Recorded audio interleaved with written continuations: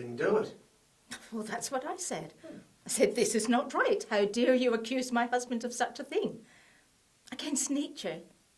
I sent them on their way, Henry. I showed them the door. I could not have been more indignant. And when they were gone and I was alone, it felt to me as if the whole world had been turned upside down.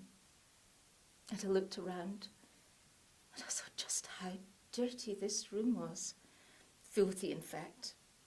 In the corners and on the window sills and the ceilings, layers of dust and dirt and grime and dead insects.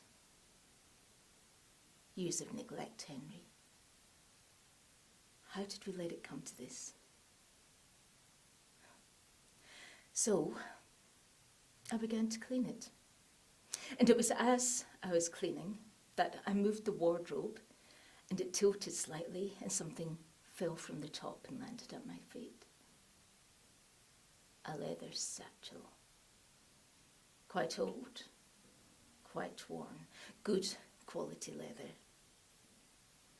Something you've had since you were a child. Given to you by an uncle, you once said.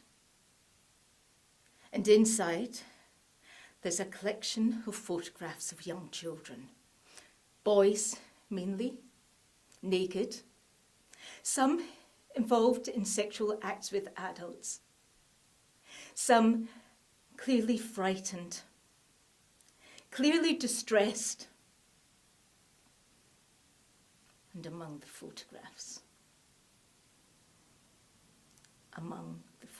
Henry, are pictures of our own son. Have you touched him? Have you?